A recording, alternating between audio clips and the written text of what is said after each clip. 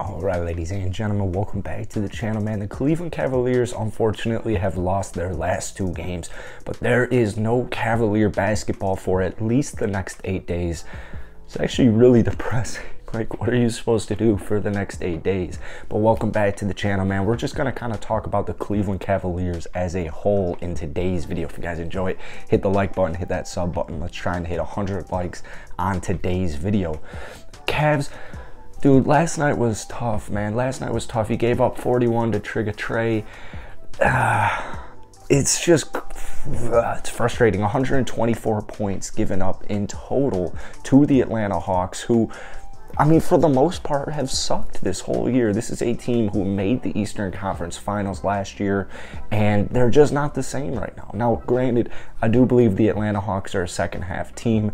They'll figure it out, and I think they'll easily make the playoffs. I don't think they'll get a playoff seed based on how tight this Eastern Conference is looking, but Atlanta should make the playoffs relatively fine. Lauri Markkanen, you know, I understand he's still out. I have some opinions on this Cavs team right out of the get-go. First off, you have to remember this. The Cavaliers, and I know the announcers did a great job at pointing this out, honestly, like the whole season, they're not supposed to be in this position. So you have maybe a handful, I mean, let's look at this roster here. You have maybe a handful of players who have ever been in, like, all right, we're a top seed in the Eastern Conference, like, we're going to make the playoffs, like, let's try and win a finals. I'm looking at Kevin Love, I'm looking at Cedi Osman, and that's really it. I mean, maybe Ed Davis, but as far as playing players go, Cedi Osman and Kevin Love, and both of those two guys had a little player named LeBron James, who was the best basketball player of all time, unfortunately for me and my Michael Jordan Chicago Bull love.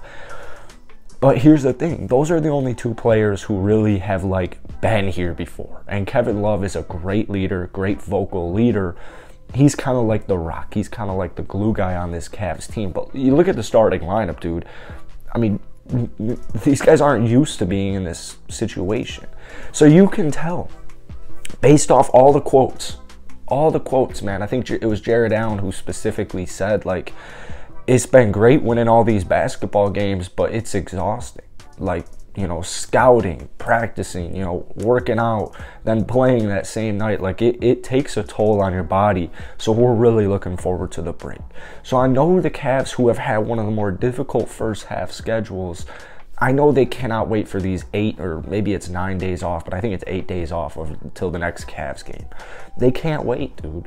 They can't wait. Also, Lauri Markkanen should be getting fully healthy. He should be coming back post All-Star break. I know Lauri Markkanen isn't anything too crazy, but I mean, this is a guy who will knock down threes. This is a guy who can knock down open shots. He can score a little bit in the paint. He's going to play some defense. Lauri Markkanen's a nice piece of the puzzle for the Cavaliers' success. Now, you know, you have a whole thing with Caris LeVert as well. So that's kind of what I really wanted to emphasize in this video is Caris LeVert was brought over to this team a handful of games ago. Just a handful of games ago. And Caris isn't like a superstar like James Harden where you bring him onto a whole new roster and he can go off for like 40 and 10. Caris LeVert's a guy who you saw it a couple of times, like late in the shot clock, late in the 4th quarter last night, or even just in the 4th quarter in general. I noticed a couple of times where Caris LeVert would either have the basketball, they desperately needed buckets the whole 4th quarter. So keep that in the back of your head. The Cavs need to score the basketball. They need stops, which they were getting, and they need to keep scoring the basketball because they were down by a couple possessions. So you have Caris LeVert kind of dribbling the ball at the top of the key. Players are either trying to get around, players are either trying to get open, or Caris LeVert's trying to create his own shot. And when that doesn't work, there's kind of like panic in the air. There's like 10 seconds left in the shot clock. Caris has the basketball, and he's looking for all these cutters. He's looking for who to pass it to. And I'll use another example. Let's say Darius Garland has the basketball. I noticed this one time late in the game last night where Garland had the ball. Or no. It was like Jared Allen. Jared Allen had the ball at the top of the key. Caris LeVert's trying to get open. All the Cavs are trying to get open. And Caris makes a backdoor cut. Jared Allen bounce passes it to him. I think Caris ends up getting fouled, non-shooting, but it's little stuff like that where it's just going to take them time to acclimate, right? if Karis LeVert was playing on this Cavs team the whole first 50 whatever games, I would imagine Jared Allen and him, their connection it's just way more efficient.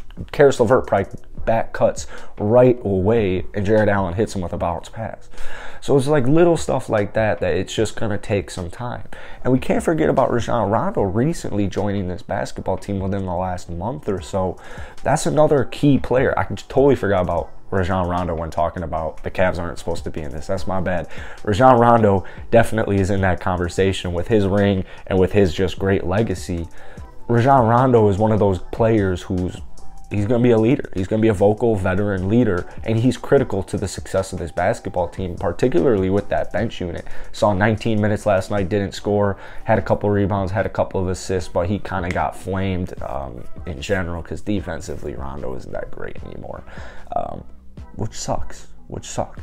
But keep in mind it's all these little things that you're playing a tough Philadelphia team, you're playing a tough Atlanta team on the road. Like, these aren't easy wins by any means. And so I just think with the acclimation of Rondo and LeVert, playing with the system, playing with the guys, getting some practices in over break, I think you add that with Lauri Markkanen coming back from injury, Darius Garland looks fully healthy in my opinion, kind of just reassess. Right? You just kind of reassess. Let's reassess at the deadline, Let's reassess at the All-Star break. Let's take a break, most importantly.